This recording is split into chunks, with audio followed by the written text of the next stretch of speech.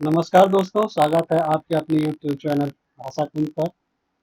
जैसा कि हम UGC net second paper Hindi के 30 प्रश्नों को ले रहे हैं और आज की कड़ी में हम 61 से 100 तक के प्रश्न लेंगे, जो आपके साथ यहाँ पर हम डिस्कस करेंगे। तो आज का जो हमारा 61 प्रश्न है वह है, निम्नलिखित विचारधाराओं को उनसे संबद्ध लेखकों से सुमेलित कीजिए। हमारे सामने दो सूचियां हैं, सूची 1, सूची 2। एक विचारधारा की है और एक लेखक की। तो ए मार्क्सवाद, बी अस्तित्ववाद, सी मनोविश्लेषणवाद, डी उत्तर आधुनिकतावाद। लेखक हैं काफ्का, एंगल्स, रोला, बार्थ, यूंग, कॉलरिज। तो सबसे पहले हम देखेंगे मार्क्सवाद के लेखक कौन हैं। तो यह है एंगल्स।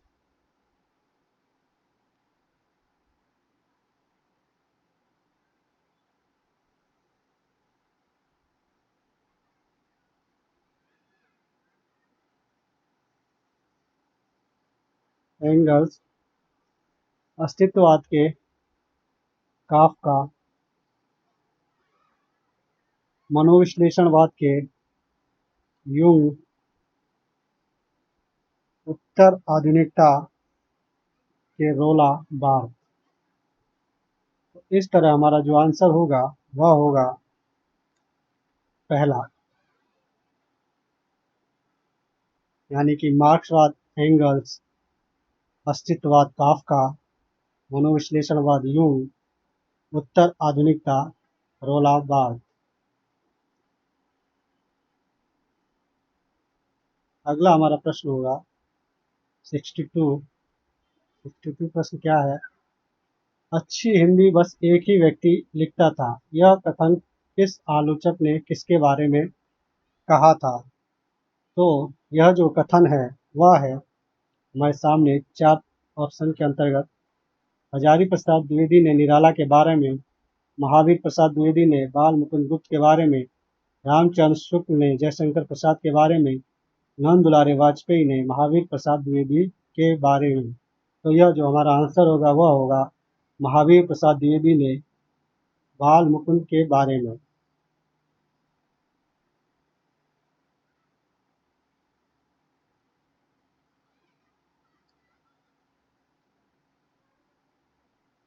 इससे संबंधित हम कुछ बातें जान लेते हैं। महावीर प्रसाद द्विवेदी ने बाल मुकुंद गुप्त के बारे में कहा था, बाल मुकुंद कहा था, यह बात कही थी, अच्छी हिंदी बस एक ही व्यक्ति लिखता था। बाल मुकुंद गुप्त की मुख्य कृतियां हैं शिव समूह के चिट्ठे, उर्दू बीवी के नाम चिट्ठी, हरिदास, खिलौना, खेल तमाशा, बाल मुकुंद गुप्त निबंधावली आदि। उन्होंने अखबार चुनार, कोहिनूर दोनों उर्दू अखबार, भारत प्रताप उर्दू मासिक, भारत मित्र, वंगवासी आदि पत्र पत्रिकाओं का संपादन किया था।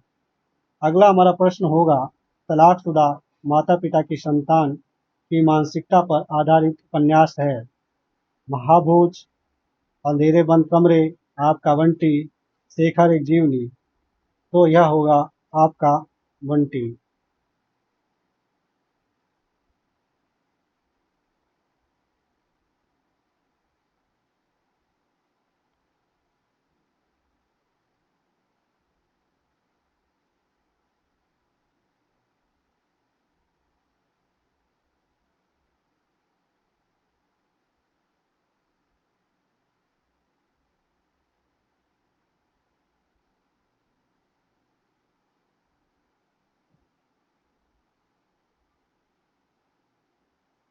महाभोज,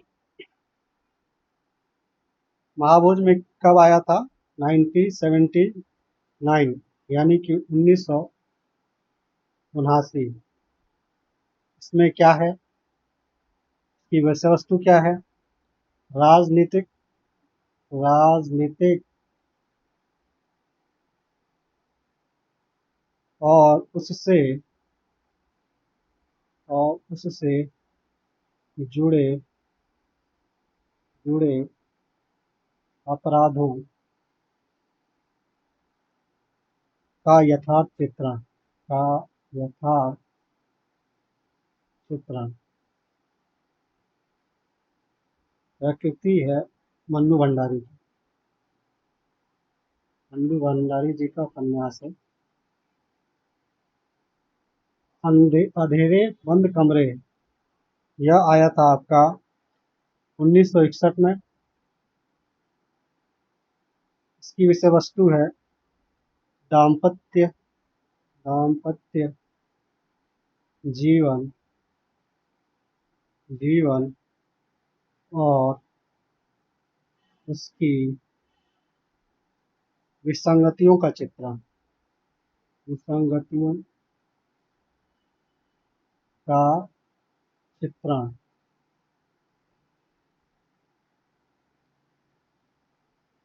ये लेखक हैं मोहन राकेश।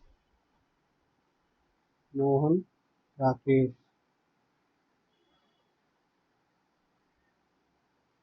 शेखर एक जीवनी। इसकी विषय वस्तु है, कब प्रकाशित हुआ था? 1941 में। 1941 में। विषय वस्तु है टूटती हुई टूटती हुई नैतिक रूढ़ियों के बीच रूढ़ियों के बीच नीति के मूल स्रोत नीति के मूल स्रोत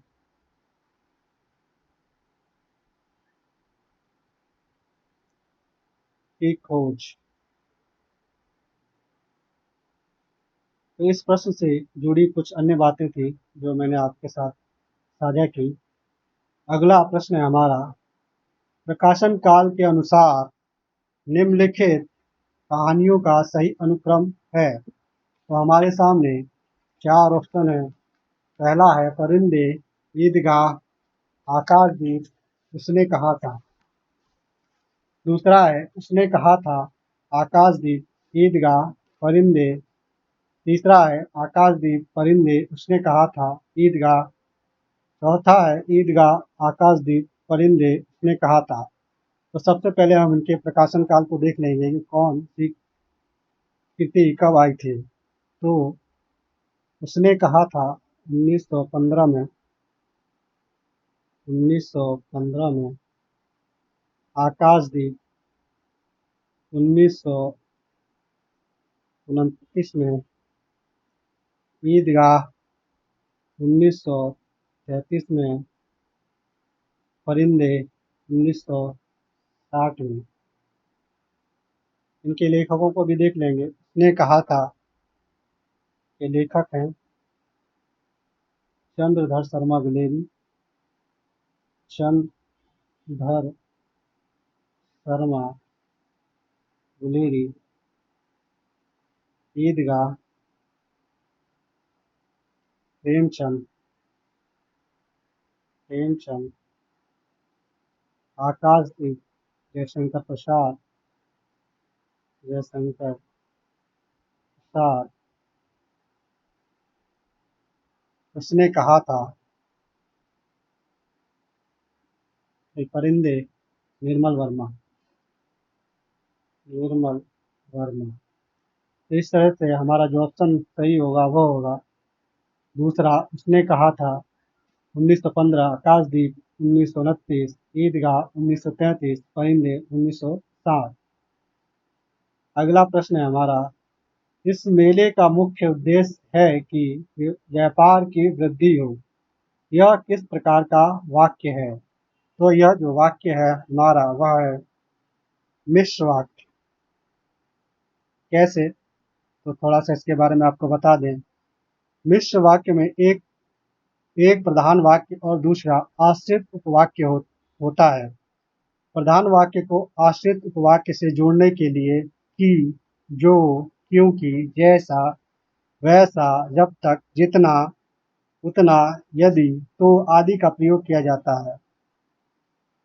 इस वाक्य में इस मेले का मुख्य उद्देश्य है प्रधान वाक्य है, जबकि व्यापार की वृद्धि हो यह आश्रित वाक्य है।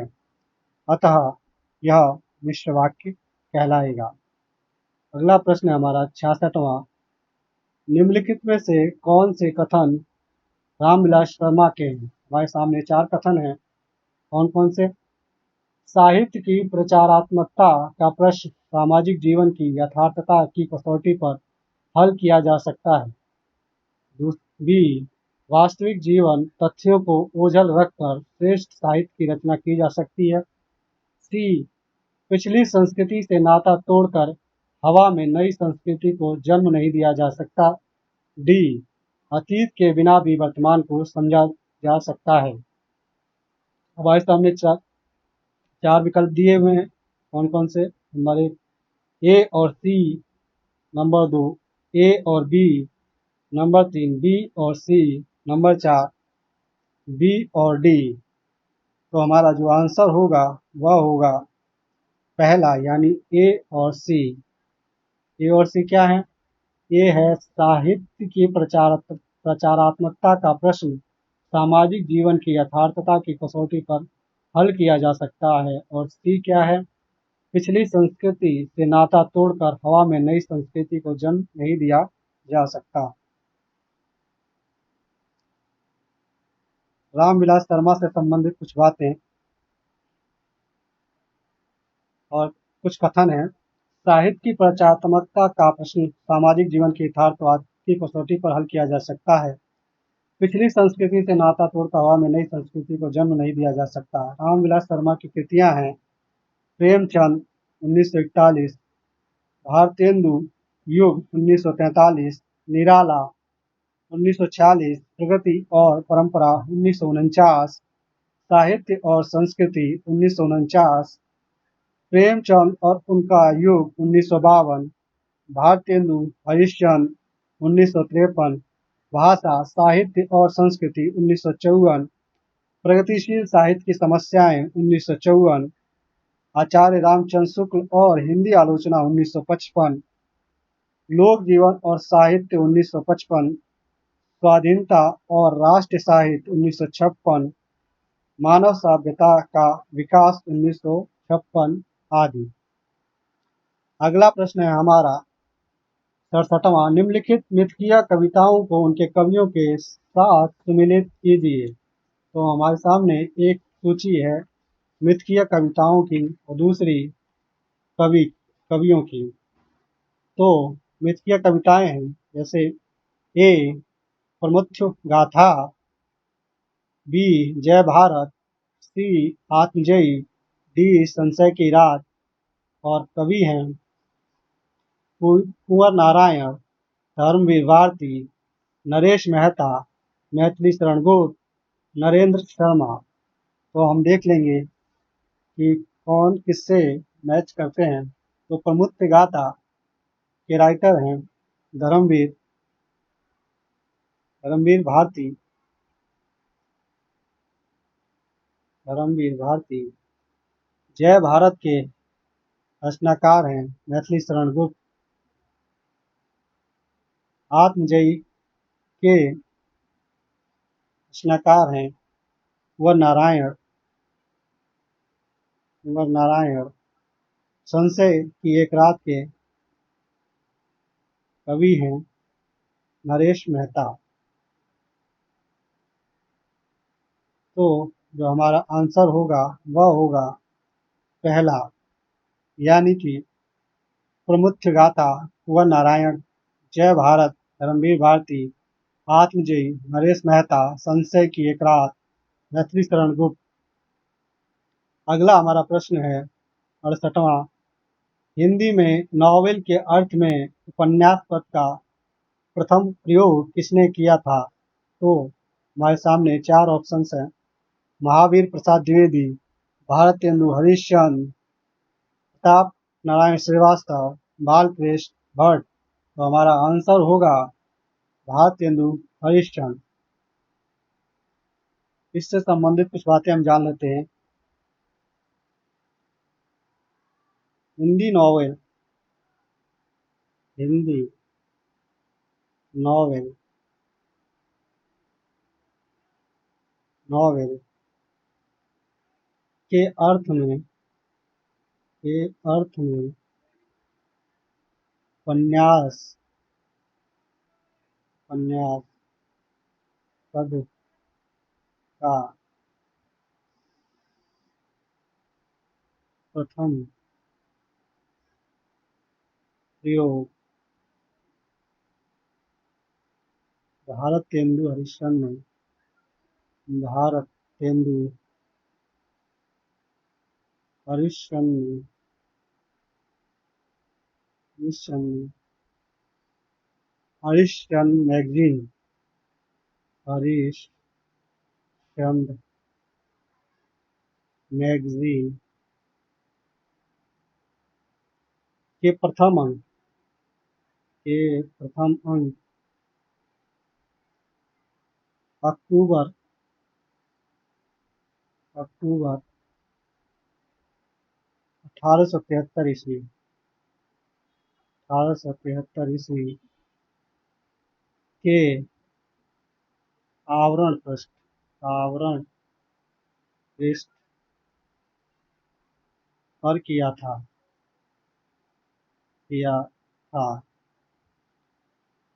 इसके बाद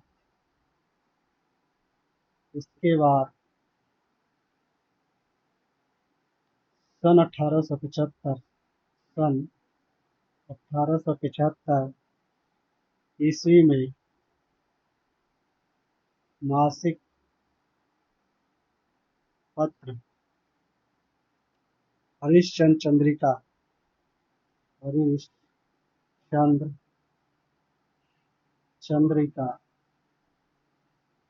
चंद्रिका के फरवरी अंक में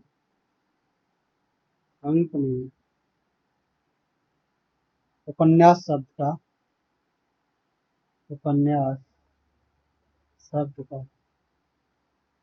प्रयोग किया था।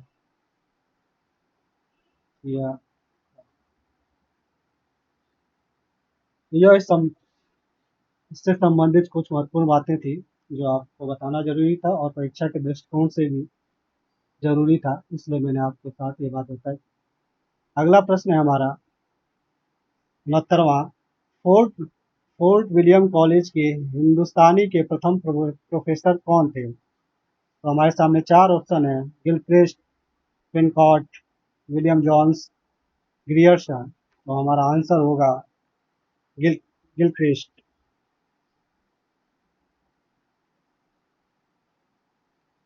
थोड़ी सी इसके बारे में बात बता दें आपको।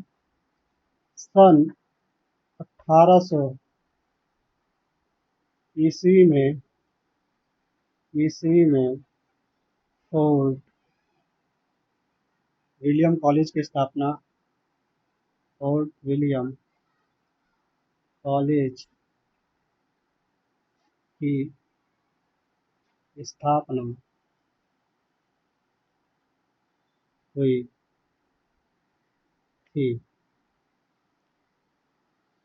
गिलक्रिस्ट इस कॉलेज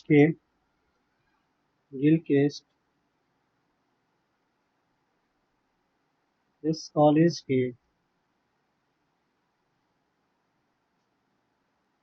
हिंदुस्तानी के प्रथम प्रोफेसर थे। हिंदुस्तानी के प्रथम प्रोफेसर थे। इन्होंने हिंदी गद्य के विकास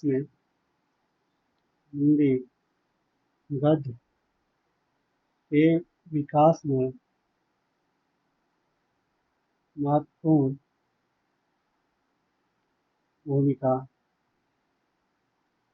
निभाई थी।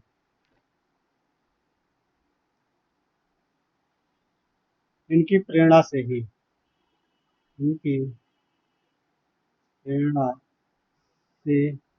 ही लल्लूलाल ने प्रेम सागर और सदर मिश्र ने सदल विश्व में नासिकेतोपाख्यान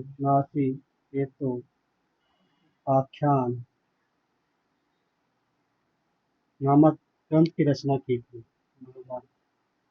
ग्रंथ की रचना की थी। यह इससे संबंधित कुछ महत्वपूर्ण बातें थी जो मैंने आपको बताई। अगला प्रश्न है, प्रकाशन काल की दृष्टि से भीष्म कहानी के नाटकों का सही अनुक्रम है। तो हमारे सामने 4 ऑप्शन है। पहला है हानुस, माधवी, रंग दे बसंती, चोला, आलमगीर, माधवी। दूसरा है माधवी, हानुस, रंग दे बसंती, चोला, आलमगीर। तीसरा है रंग दे बसंती, चोला, आलमगीर, हानुस, माधवी। चौथा है आलमगीर, रंग दे बसंती, चोला, माधवी, हानुस। तो सबसे पहले हम इसके प्रकाशन कालों को देख लेंगे। तो हानुस जो आया है वह है आपका 1977 में। माधवी 1985 में। रंग दे बसंती चोला 1998 में। आलमगीर 1999 में। इस तरह से हमारा जो ऑप्शन सही होगा वह होगा पहला हानुस 1977, माधवी 1985, रंग दे बसंती चोला 1998, आलमगीर 1999। अगला हमारा प्रश्न है, निम्नलिखित में से जयशंकर प्रसाद द्वारा रचित काव्य हैं। हमारे सामने 4 ऑप्शन हैं। तितली, उर्वशी, चंपू, इरावती, झरना। सही विकल्प चुनने के लिए हमारे सामने 4 विकल्प हैं। ए और बी, बी और डी, बी और सी और डी, बी और सी। तो हम देखेंगे कौन कौन सी हैं चंपू। तो पहला होगा हमारा बी, उर्वशी, चंपू, डी, झरना। तो हमारा राइट आंसर होगा दूसरा बी और डी। इनके हम प्रकाशन काल को भी देख लें, विधा भी देख लें और रचनाकार भी। तो तितली उपन्यास है। उपन्यास जयशंकर प्रसाद का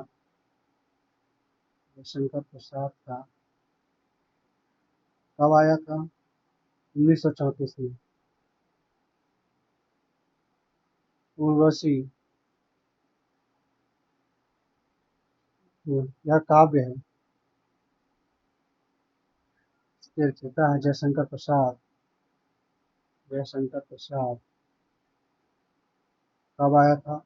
1909 में। इरावती यह भी इरावती उपन्यास है जयशंकर प्रसाद जी का, जो कि अपूर्ण है। अपूर्ण। झरना काव्य है जयशंकर प्रसाद का। कब आया था यह? 1918 में। ये कुछ महत्वपूर्ण बातें थी परीक्षा की दृष्टि से जिनको मैंने आपको बताया। अगला प्रश्न है हमारा 72वां, निम्नलिखित में से कौन सा उपन्यास ऐतिहासिक सांस्कृतिक उपन्यास नहीं है? तो ऑप्शन है हमारे सामने। पहला बाणभट्ट की आत्मकथा, दूसरा पुनर्नवा, तीसरा टेढ़े मेढ़े रास्ते, चौथा वैशाली की नगरवधू। तो जो हमारा आंसर होगा वह होगा तीसरा टेढ़े मेढ़े रास्ते। इससे संबंधित कुछ बातें बता दूं। टेढ़े मेढ़े रास्ते का जो विषय है वह है राजनीति। राजनीति कब आया था? 1946 में। लेखक हैं भगवती चरण वर्मा। भगवती चरण वर्मा। बाणभट्ट की विषय वस्तु है, बाणभट्ट की आत्मकथा की विषय वस्तु है ऐतिहासिक। ऐतिहासिक कब आया था? 1946 में। लेखक हैं हजारी प्रसाद द्विवेदी। हजारी प्रसाद द्विवेदी। पुनर्नवा, यह भी ऐतिहासिक।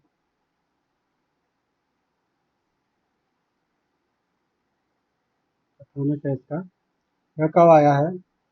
1973 में। इसके भी राइटर हजारी प्रसाद द्विवेदी हैं। वैशाली की नगर वधू, इसकी विषय वस्तु है ऐतिहासिक तथा सांस्कृतिक। ऐतिहासिक तथा सांस्कृतिक कब आया था? 1948 में।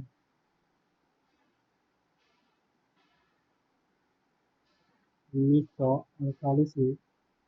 राइटर हैं चतुर्सेन शास्त्री। चतुर्सेन शास्त्री। इस तरह से हमारा यह प्रश्न कंप्लीट होता है। अगला प्रश्न है हमारा, रचना काल की दृष्टि से निम्नलिखित कवियों का सही अनुक्रम है। हमारे सामने चार ऑप्शन है: केशव दास, बिहारी भूषण सेनापति, सेनापति केशव दास, बिहारी भूषण, भूषण केशव दास सेनापति, बिहारी केशव दास सेनापति, भूषण बिहारी। तो सबसे पहले हम इनके रचनाकाल को देख लेंगे। केशव दास का रचनाकाल है 1555। 1555। बिहारी का है 1589।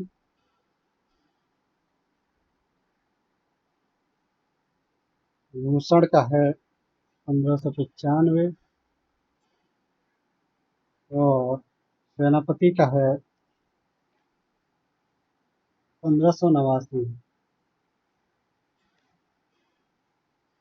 लेकिन यह गलत ऑप्शंस दिए गए हैं, इसलिए हम एक नया ऑप्शन बनाएंगे। तो हम जो नया ऑप्शन बनाएंगे वो होगा पांचवा। क्या? केशव दास। केशव दास सेनापति। सेनापति बिहारी भूषण। अब इनकी रचनाकाल को हम देखेंगे तो ये सही आएगा। केशव दास रचनाकाल है 1555। सेनापति का है 1589। बिहारी का है 1595। और भूषण का है 1613। अगला प्रश्न है हमारा, निम्नलिखित काव्य पंक्तियों को उनके रचनाकारों के साथ सम्मिलित कीजिए। सूची 1 और सूची 2 दी हुई है। एक तरफ काव्य पंक्तियां हैं, दूसरी तरफ रचनाकार। तो पहले हम काव्य पंक्तियां देखेंगे कौन कौन सी हैं। ए, पंडे शयल सत्य बखाड़िए देहई बुद्ध बसंत न जाड़िए। बी, 12 बरिस ले कुकुर जिए और 13 ले जिए सियार। सी, बड़ कौशल त्वई राधे किनल कन्हाई लोचन आढ़े। डी, जाति ओछा पाति ओछा ओछा जन्म हमारा। और हमारे सामने दूसरी तरफ रचनाकार हैं सरहपा सरहपा जगनी विद्यापति। वो जो हमारा, चलो इसको हम मिला लेंगे कौन किससे मैच करते हैं। तो पंडित शैल सत्य बकाड़िए देहि बुद्ध बसंत न जानिए। ये हैं सरहपा 12 बरिस ले कुकुर जिए और 13 ले जिए सियार। यह है आपके जगनी। बड़ कौशल तुय राधे किनल कन्हाई लोचन आगे। तो इसके हैं विद्यापति। जाति ऊंची पाति ओछा, ओछा जन्म हमारा। इसके हैं आपके रैदास। रैदास। तो इस तरह हमारा जो आंसर होगा वह होगा पहला, यानी कि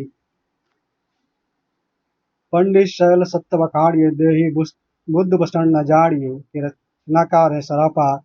12 बरिस ले कुकुर जिए और 13 ले जिए सियार के रचनाकार हैं जगनी। बड़ कौशल तुय राधे किनल कन्हाई लोचन आधे के रचनाकार है विद्यापति। जाति ओछा पाति ओछा, ओछा जन्म हमारा। इसके रचनाकार हैं रैदास। इनके समय को भी हम देख लेंगे। तो सरापा का समय है 8वीं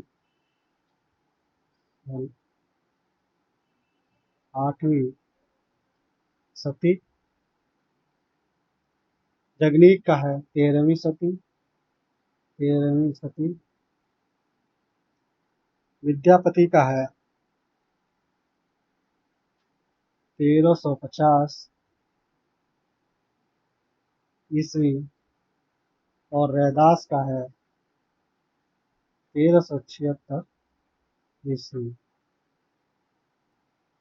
अगला प्रश्न है हमारा 75वां। क्या है?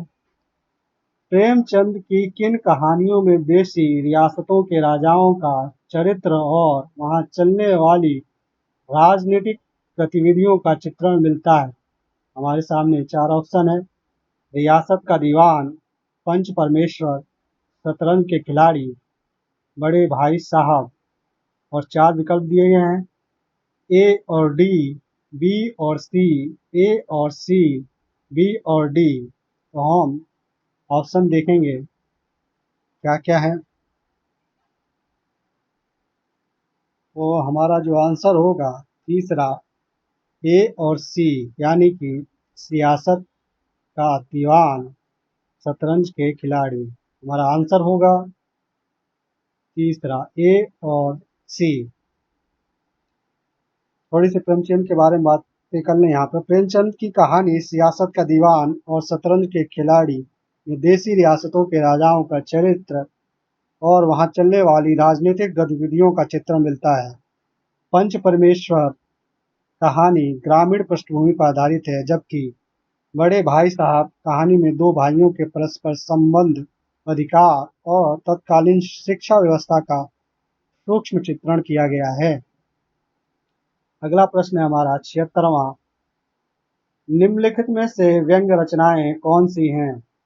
तो हमारे 4 ऑप्शन हैं। ए भूलने के विरुद्ध, बी जीप पर सवार इल्लियां, सी अपनी अपनी बीमारी, और डी ये निषाद लिखा है, ये गलत है, निषाद है, निषाद बांसुरी।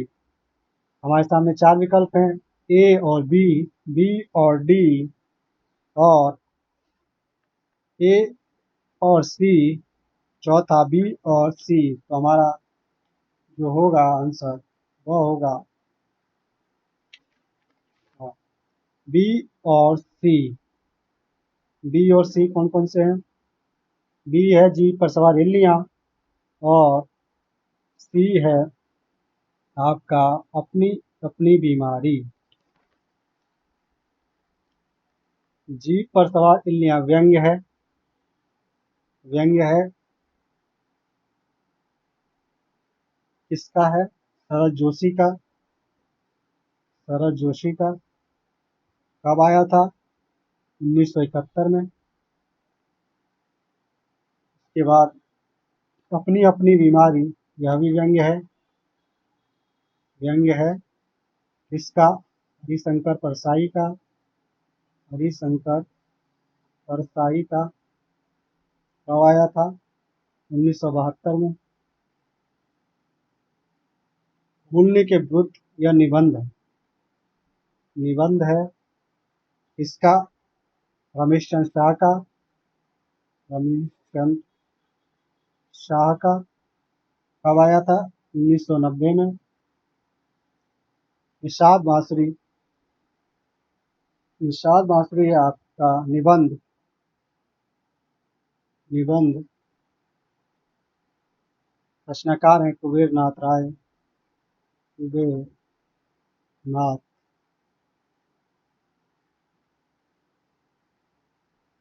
और यह कब आया था? 1973 में। अगला प्रश्न है हमारा 77वां। अरस्तु के विरेचन पद की व्याख्या विद्वानों ने किन अर्थों में की है? हमारे सामने चार ऑप्शंस हैं: धर्म परक, राजनीति परक, कला परक, अर्थ परक। चार विकल्प है हमारे सामने, ए और सी, बी और सी और डी, ए और डी। तो हमारा जो आंसर होगा वह होगा ए और सी, धर्म परक, कला परक। यानी हमारा आंसर हो जाएगा विकल्प में से ए और सी, पहला।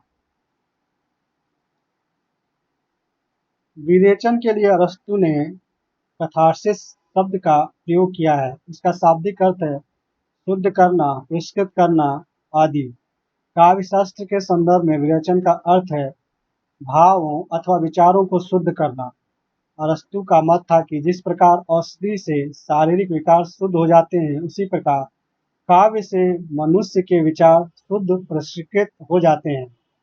उन्होंने लिखा कि त्रासदी, करुणा तथा त्रास के कृत्रिम उद्रेक द्वारा मानव वास्तविक जीवन की करुणा और त्रास भावनाओं का निष्कासन करता है। अरस्तु के विरेचन पद की व्याख्या विद्वानों ने तीन अर्थों में की है। कौन कौन से हैं? धर्म परक, कला परक और नीति परक।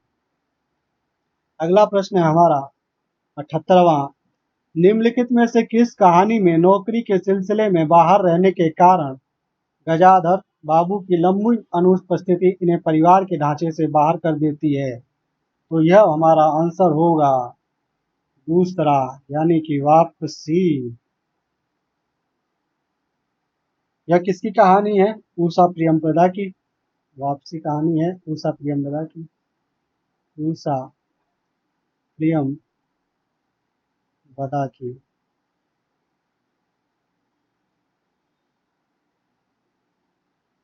नौकरी के सिलसिले में बाहर रहने के कारण गजाधर बाबू की लंबी अनुपस्थिति उन्हें परिवार के ढांचे से बाहर कर देती है। अवकाश ग्रहण करने के बाद गजाधर बाबू का अपने ही घर में फालतू या पराये हो जाने का बोध और उससे उत्पन्न पीड़ा का मार्मिक अभिव्यक्ति इस कहानी में की गई है। अगला प्रश्न है हमारा 79वां, जो कि कथन कारक का है। तो क्या है हमारी पहली स्थापना? दलित चिंतन और साहित्य में अभिव्यक्त मनुष्य गांधी का हरिजन ही है। तर्क है क्योंकि दलित साहित्य में मुख्यतः बाबा साहब अम्बेडकर के सामाजिक राजनीतिक चिंतन को अपनाया गया है। तो हमारा जो आंसर होगा वह होगा पहला, यानी कि ए गलत और आर सही। महात्मा गांधी ने हरिजन शब्द का प्रयोग हिंदू समाज के उन समुदायों के लिए किया था जो सामाजिक रूप से बहिष्कृत माने जाते थे, जबकि दलित उन्हें माना जाता है जो जन्म से अवर्ण, जिन्हें हिंदू समाज में व्याप्त वर्ण व्यवस्था के अनुसार शूद्र माना जाता है। अगला प्रश्न है हमारा 80वां। अंधा युग के निम्नलिखित संवादों को उनके पात्रों के साथ सुमेलित कीजिए। हमारे सामने दो सूचियां हैं, एक तरफ संवाद है, दूसरी तरफ उसके पात्र। तो पहला जो संवाद है वह है ए वध मेरे लिए नहीं रही नीति, वह है अब मेरे लिए मनोग्रंथि है। बी आज इस पराजय की वेला में सिद्ध हुआ झूठ की सारी अनिवार्यता भविष्य की। सी अंतिम परिणति में दोनों जर्जर करते हैं पक्ष, चाहे सत्य का हो अथवा असत्य का। डी, गूंगों के सिवा आज और कौन बोलोगे मेरी जय। और पात्र हैं वृद्ध याचक, युयुत्सु, धृतराष्ट्र, अश्वत्थामा, गांधारी। तो हम पहले मिला लेंगे कि कौन कौन से हैं। वध मेरे लिए नहीं रही नीति, वह है अब मेरे लिए मनोग्रंथि। यह कथन, इस कथन के पात्र हैं अश्वत्थामा। अश्वत्थामा। आज इस पराजय की वेला में सिद्ध हुआ झूठ थी सारी अनिवार्यता भविष्य की। इस संवाद के पात्र हैं वृद्ध याचक। अंतिम परिणति में दोनों जर्जर करते हैं पक्ष, चाहे सत्य का हो अथवा असत्य का। यह संवाद है युयुत्सु का। गूंगों के सिवा आज और कौन बोलोगे मेरी जय। यह संवाद है आपका धृतराष्ट्र का। तो इस तरह से हमारा जो विकल्प सही होगा वह होगा तीसरा, यानी कि वध मेरे लिए नहीं रही नीति, वह अब मेरे लिए मनोग्रंथि। अश्वत्थामा का कथन है, संवाद है। आज इस पराजय की वेला में सिद्ध हुआ झूठ थी सारी अनिवार्यता भविष्य की। यह संवाद वृद्धयाचक का है। अंतिम परिणति में दोनों जर्जर करते हैं पक्ष, चाहे सत्य का हो अथवा असत्य का। यह संवाद युयुत्सु का है। गूंगों के सिवा आज और कौन बोलेगा मेरी जय। यह संवाद धृतराष्ट्र का है। अगला प्रश्न हमारा 81वां। निम्नलिखित में से दलित जीवन पर आधारित उपन्यास है। हमारे सामने चार ऑप्शन है। धरती धन अपना, ठीकरे की मंगनी, कठगुलाब, यथा प्रस्तावित। हमारे सामने चार विकल्प हैं, ए और बी, ए और डी, सी और डी, ए और डी। तो हमारा जो आंसर होगा वह होगा ए और डी, यानी कि धरती धन अपना, डी यथा प्रस्तावित।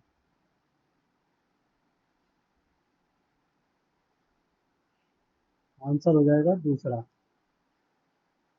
थोड़ी सी इसके बारे में बात, उपन्यासों के बारे में बात कर ली जाए तो धरती धन अपना 1992 में प्रकाशित हुआ। 1992। विषय वस्तु है इसकी दलित जीवन। दलित जीवन। रचनाकार हैं इसके जगदीश चंद्र। जगदीश चंद्र।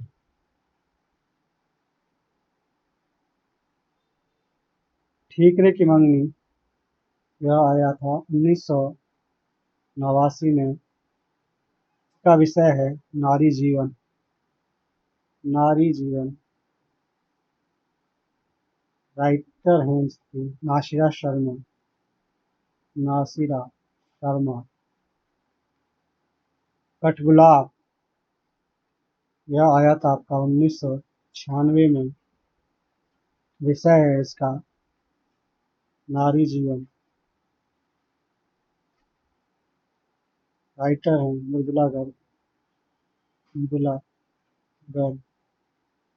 यथा प्रस्तावित, यह आया था आपका 1982 में। 1982 में। इसका विषय है दलित जीवन। दलित जीवन। राइटर हैं गिरिराज किशोर। गिरिराज किशोर। अगला प्रश्न है हमारा 82वां। कीने कीनहि हूँ कोरिक जतन अब कही काड कौनु, भो मनमोहन रूप मिली पानी में को लोनु। इस दोहे के संबंध में क्या सही है। हमारे सामने चार ऑप्शन है। इसमें नायिका का कृष्ण के प्रति अनन्य प्रेम व्यंजित है। नायिका के मन रूपी सरोवर में कृष्ण का लावण्य पानी में नमक की तरह घुल गया है। कृष्ण कृष्ण की रूपा शक्ति से नायिका अपने मन को अलग करना चाहती है। डी, कौरिक का अर्थ है कचोटना। विकल्प है हमारे सामने बी और सी, ए और डी, ए और सी, ए और बी। तो हमारा जो आंसर होगा वह होगा ए और बी। इसमें नायिका कृष्ण के प्रति अनन्य प्रेम व्यंजित है। इसमें नायिका का कृष्ण के प्रति अनन्य प्रेम व्यंजित है। बी, नायिका के मन रूपी सरोवर में कृष्ण का लावण्य पानी में नमक की तरह घुल गया है। इस दोहे के रचनाकार हैं बिहारी लाल। अगला प्रश्न है हमारा 83वां। अफ्रीका में रंग भेद तथा उपनिवेशवादियों की स्थानीय और भारतीय मूल के निवासियों के प्रति घृणा और क्रूरता का मार्मिक चित्रण किस उपन्यास में किया गया है? हमारे सामने चार विकल्प हैं। पहला, गिरमिटिया। दूसरा, परिशिष्ट। तीसरा, जुगलबंदी। चौथा, तीसरी सत्ता। तो हमारा जो आंसर होगा वह होगा पहला, यानी कि पहला गिरमिटिया। पहला गिरमिटिया कब आया था? 1999 में। इसकी विषय वस्तु क्या है? यह गांधी गांधी जी के जीवन संघर्ष पर केंद्रित अफ्रीका में रंग भेद तथा निवेशवादियों की स्थानीय और भारतीय मूल के निवासियों के प्रति घृणा और क्रूरता का मार्मिक चित्रण किया गया। क्रूरता का मार्मिक चित्रण किया गया है।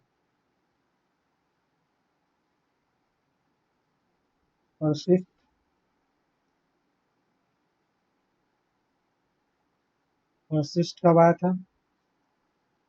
1984 में। 1984 में। इसकी क्या विषय वस्तु है?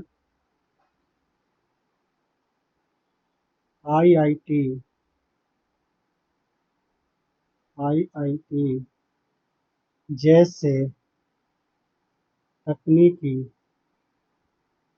शिक्षा संस्थानों में हरिजन विरोधी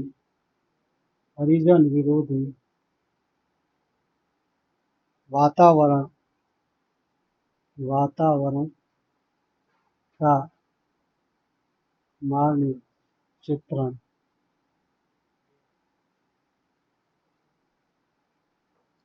जुगलबंदी कब आया था? 1973 में। 1973 में। क्या है इसकी विशेषता?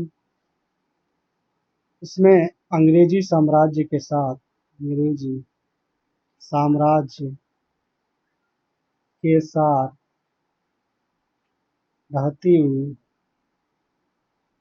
रहती हुई सामंतशाही और नए सत्ताधीशों के रूप में कांग्रेस के उदय का चित्रण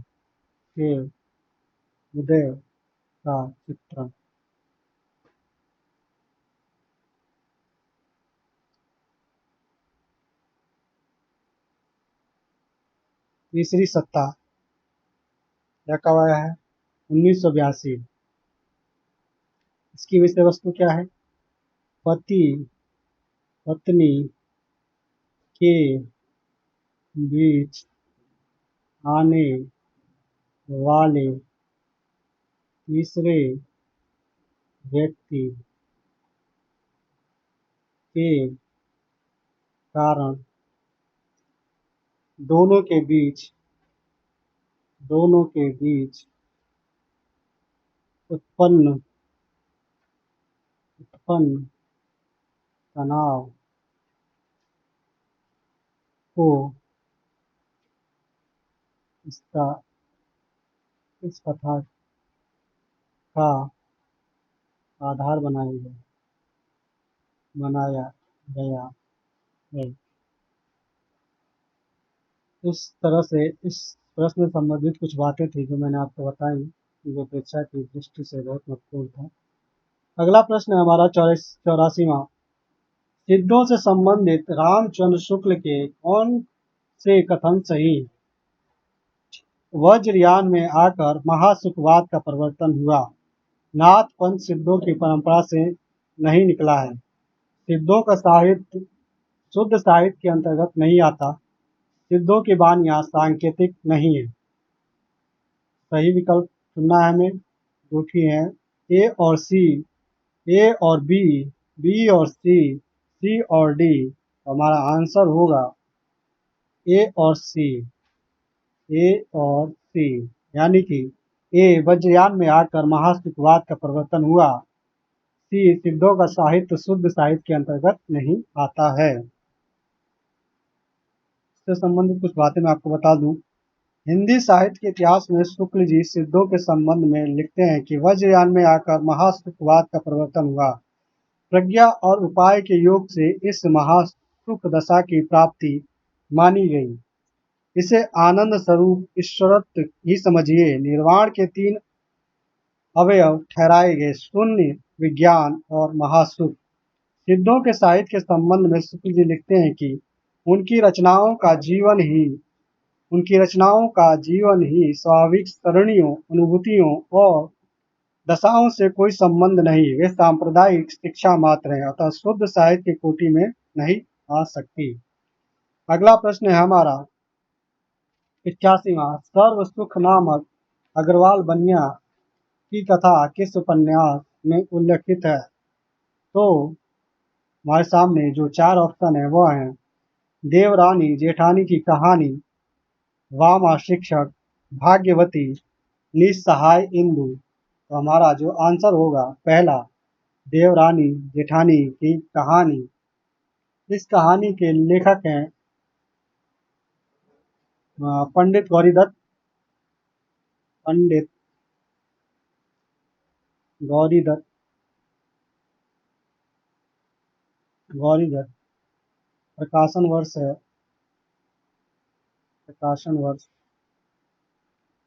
1870 ईस्वी। इस उपन्यास में सर्वसुख नामक अग्रवाल बनिया मुंशी टिकट नारायण तथा हर सहाय काबली नामक शहर के अमीर सर्वसुख की बड़ी बेटी पार्वती और छोटी बेटी सुखदेई, बड़े बेटे दौलत राम और छोटे बेटे का नाम छोटे छोटे पुकारने के कारण छोटे पड़ गया था। इन सब की कथा इसमें वर्णित है। अगला प्रश्न है हमारा 86वां। भरत द्वारा निर्दिष्ट सात्विक भावों का इनमें से कौन सा समूह सही है? 4 ऑप्शन हमारे सामने। पहला स्वेद, रति, वेपथु, वैवर्ण्य, प्रलय। दूसरा है स्तंभ, रोमांच, निर्वेद, स्वरभंग, पीड़ा। तीसरा है वेपथु, वैवर्ण्य, अश्रु, रोमांच, स्तंभ। चौथा है क्रीड़ा, वेपथ, वैवर्ण्य, स्वेद, अश्रुया। तो हमारा जो आंसर होगा वह होगा तीसरा, यानी कि वैपथु, वैवर्ण्य, अश्रु, रोमांच, स्तंभ। अगला हमारा प्रश्न है 87वां। साधारणीकरण की निम्नलिखित स्थापनाओं को उनके प्रतिपादकों से सम्मिलित कीजिए। हमारे सामने दो सूचियां दी हुई हैं, एक तरफ स्थापनाएं हैं और दूसरी तरफ प्रतिपादक। तो जो स्थापनाएं हैं उसमें पहला ए, रसास्वाद में वासनात्मक तथा स्थिर मनोवृत्तियां जिनके द्वारा चरित्र की दृष्टि होती है साधारणीकरण के द्वारा आनंदमय बना दी जाती है, इसलिए यह वासना का संशोधन करके उनका साधारणीकरण करता है।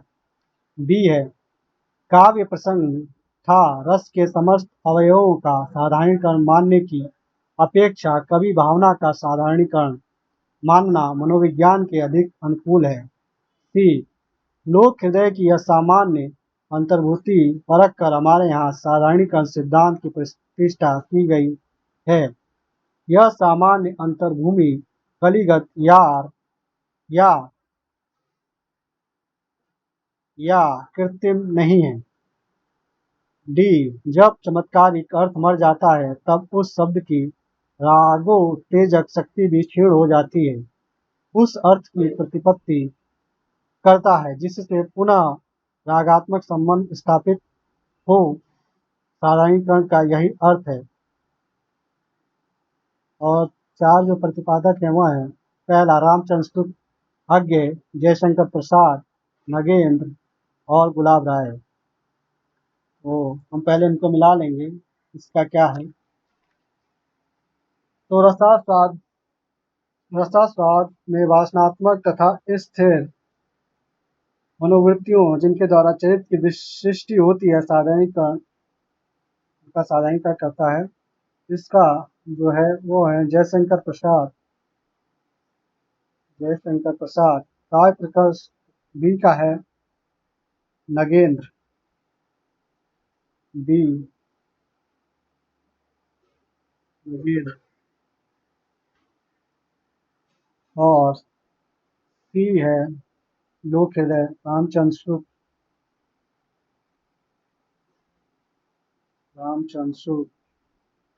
डी है जब चमत्कारिक अर्थ मर जाता है अज्ञे, डी यानी कि अज्ञे। हमारा आंसर हो जाएगा ए। अगला प्रश्न है हमारा 88वां, निम्नलिखित क्रांतिकारी कविताओं को उनके रचनाकारों के साथ सुमेलित कीजिए। एक तरफ क्रांतिकारी कविताएं हैं, दूसरी तरफ उसके रचनाकार हैं। वीरों का कैसा हो बसंत, कैदी और कोकिला, जवानी, हिमाद्री तुंग श्रृंग से। दूसरी तरफ रचनाकार रामनरेश त्रिपाठी, माखनलाल चतुर्वेदी, जयशंकर प्रसाद, बालकृष्ण शर्मा, नवीन, सुभद्रा कुमारी चौहान। तो हम इनको मिला लेंगे। वीरों का कैसा हो बसंत, यह सुभद्रा कुमारी चौहान की कविता है।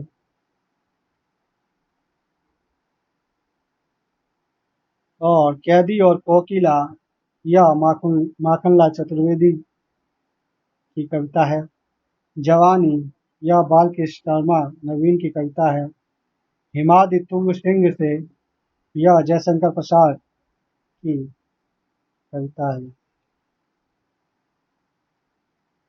इस तरह से हमारा जो आंसर सही होगा वो होगा तीसरा।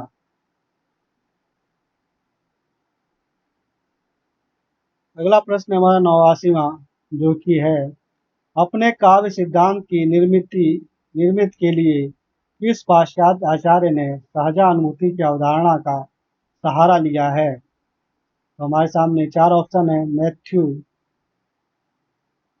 Matthew Arnold, लॉन्जाइनस, Croce, Elliot. तो हमारा आंसर होगा दूसरा लॉन्जाइनस।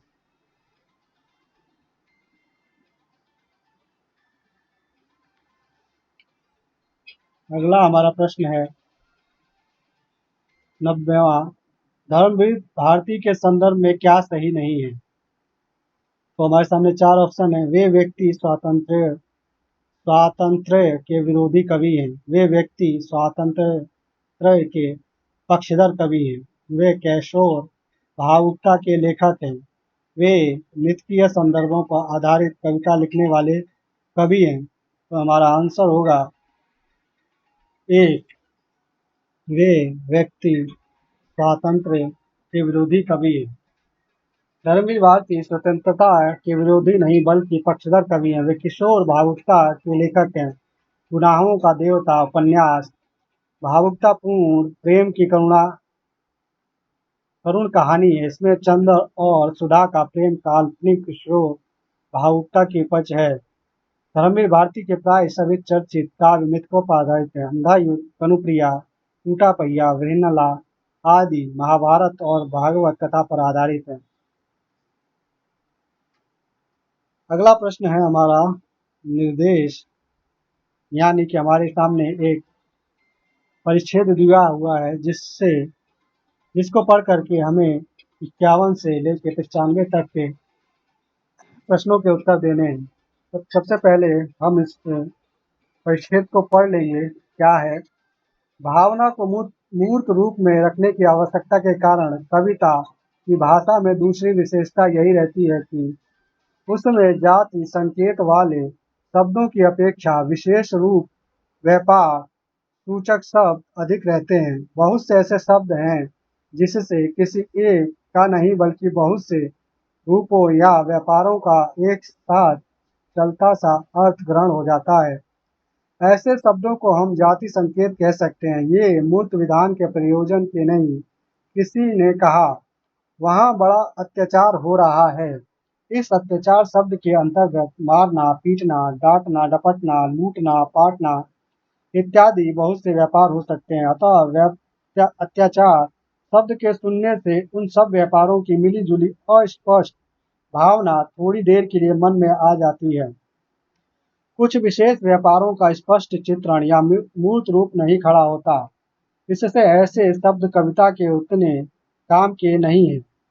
यहाँ ये पूरा परिच्छेद पढ़ना संभव नहीं होगा, इसलिए हम इनके प्रश्नों को देख लेते हैं। सबसे पहले हमें इनको इस पैराग्राफ को पढ़ लेना चाहिए और किसी भी प्रश्न का जवाब देने से पहले हमें प्रश्न पढ़ना चाहिए कि प्रश्न में वह पूछ क्या रहा है। उसके बाद हमें देखना चाहिए कि पैराग्राफ में ये बात कहाँ कही गई है। तो 91वां प्रश्न है हमारा, जाति संकेत वाले शब्दों की क्या विशेषता है? 4 ऑप्शन है हमारे सामने। विशिष्ट रूप व्यापारों का विशिष्टापरक अर्थ देना, मूर्त विधान के लिए विशेष रूप से प्रयोजनीय, तीसरा तत्व निरूपण में अधिक उपयोगी, चौथा शास्त्र मीमांसक के लिए अनुपयोगी। इसको हम उसमें ढूंढ ले पैराग्राफ में देख लेंगे। हाँ, मैंने इसको पढ़ लिया है और देखा भी है, इसलिए मैं इसका आंसर आपको बता देता हूँ। आप इसका अपने पास रिवाइज कर लीजिएगा पढ़ के। तो हमारा 91 का जो उत्तर होगा वह होगा तीसरा, यानी शास्त्र। चौथा होगा शास्त्र, नहीं, तीसरा होगा तत्व निरूपण में अधिक उपयोगी। और 92वां है, वहाँ बड़ा अत्याचार हो रहा है। इस वाक्य की क्या विशेषता है? 4 ऑप्शन है हमारे पास। मर्म को क्षुब्ध करने की शक्ति से संपन्न होना, दूसरा एक ही विशेष कार्य व्यापार की स्पष्ट सूचना देना, कई स्पष्ट भावों का संकेतक होना, चौथा कविता कर्म के अनुकूल होना। तो हमारा जो आंसर हो जाएगा वह हो जाएगा तीसरा, कई अस्पष्ट भावों का संकेतक होना। इस वाक्य में अत्याचार शब्द के अंतर्गत मारना, पीटना, डांटना, डपटना, लूटना इत्यादि बहुत से व्यापार हो सकते हैं। अतः अत्याचार शब्द के सुनने से उन सब व्यापारों की एक मिली जुली अस्पष्ट भावना थोड़ी देर के लिए मन में आ जाती है। अतः कई अस्पष्ट भावों का संकेतन होना इस वाक्य की विशेषता है। 93वां, निम्नलिखित में से कौन सा कथन सही नहीं है? 4 ऑप्शन हमारे सामने। पहला, व्यापक अर्थ संकेतक शब्द मर्म स्पर्शी स्पर्शी व्यवहारों के चित्र में सर्वाधिक सक्षम है। कविता का काम स्थिति विशेष के लिए अनेक घटनाओं, अवस्थाओं और स्थितियों को सामने लाना है। कविता के लिए वस्तुओं और व्यापार को मन में कुछ देर संचित रखना अपेक्षित होता है। चौथा, कविता का काम व्यापक अर्थ संकेतों से नहीं चल सकता। तो हमारा आंसर होगा 93 का पहला, व्यापक अर्थ संकेतक शब्द मर्मस्पर्शी व्यवहारों के चित्र में सर्वाधिक सक्षम है। कविता कुछ वस्तुओं और व्यापारों को मन के भीतर मूर्त रूप में लाना और प्रभाव उत्पन्न करने के लिए कुछ देर रखना चाहती है। अतः उक्त प्रकार के व्यापार और संकेतों से ही उसका काम नहीं चल सकता है। इससे जहाँ उसे किसी स्थिति का वर्णन करना रहता है, वहाँ उसके अंतर्गत सबसे अधिक मर्म स्पर्शी कुछ विशेष वस्तुओं या व्यवहारों को लेकर उनका चित्र खड़ा करने का आयोजन करती है। अतः स्पष्ट है कि मर्म स्पर्शी व्यवहारों के चित्रण में व्यापक अर्थ संकेतक शब्द सर्वाधिक सक्षम नहीं होते हैं। 94वां हमारा प्रश्न है, इनमें से कौन सा कथन सही नहीं है? सामान्य धर्म वाली बातें तत्व निरूपक के लिए अनुपयोगी हैं। दूसरा, जाति संकेतक शब्दों को सुन पढ़कर भावना में एक ही व्यापार स्पष्ट रूप से नहीं आ पाता। तीसरा, वध भीषण यंत्रणा स्त्री बच्चों पर निष्ठुर प्रहार के क्षोभक पृष्ठ कविता में त्याज्य है। विलक्षण अर्थ के प्रतिपादक शब्द परिभाषित शब्द कहलाते हैं। तो हमारा आंसर होगा तीसरा। यदि कहीं के घोर अत्याचार का वर्णन करना होगा तो वह कुछ निरपराध व्यक्तियों के वध, भीषण यंत्रणा, स्त्री बच्चों पर निष्ठुर प्रहार आदि क्षोभकारी दृश्य सामने रखेगा। अतः इस प्रकार के दृश्य कविता में त्याज्य नहीं है। 95वां, कविता में विशेष व्यापार सूचक शब्दों का प्रयोग अधिक क्यों होता है? विशेष पहला है, विशेष व्यापार सूचक शब्द शास्त्र मीमांसा के अनुकूल है। कविता का विपरीत भावना को मूर्त रूप में रखना है। कविता में पारिभाषिक शब्दों की अधिक अपेक्षा होती है। कविता विशिष्ट का नहीं सामान्य का चित्रण करती है। तो हमारा आंसर हो जाएगा दूसरा, यानी कि कविता का अभिप्रेत भावना को मूर्त रूप में रखना है। कविता का विपरीत भावना को मूर्त रूप में रखने के लिए विशेष व्यापार सूचक शब्दों का प्रयोग अधिक होता है। अगला भी हमारे सामने एक अनुच्छेद है जो आपके पे दिखाई है, इसे हम पढ़ लेंगे, फिर इसके बाद हम अगले प्रश्नों का जवाब देंगे। आप लोग पढ़ लीजिएगा, मैं यहाँ पे आपको आंसर बता देता हूँ क्या क्या है। 96वां प्रश्न है, उपर्युक्त अनुच्छेद के संदर्भ में इनमें से कौन सा कथन सही है? हमारे सामने 4 ऑप्शन है। किसी देश के मनुष्य सदैव ही विचार विशेष को समान मूल्य देते रहे हैं। दूसरा, पुरानी मान्यताओं के बदलाव में वैज्ञानिक तथ्यों की जितनी भूमिका है उतनी आर्थिक परिस्थितियों के दबाव की नहीं।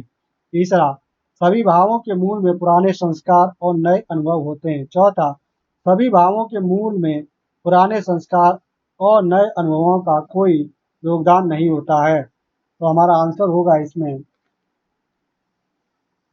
तीसरा, सभी भावों के मूल में पुराने संस्कार और अनुभव होते हैं।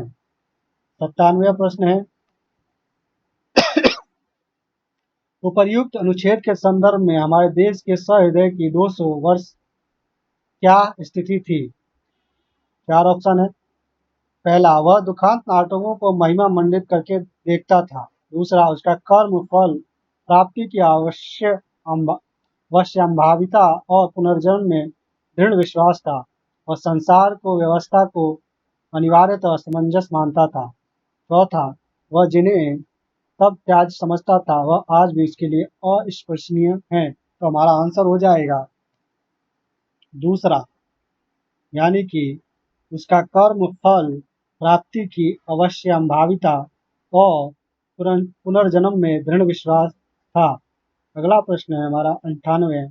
उपर्युक्त अनुच्छेद के संदर्भ में हमारी पुरानी मान्यताओं के बदलाव का क्या कारण है? तो हमारे सामने 4 ऑप्शन है।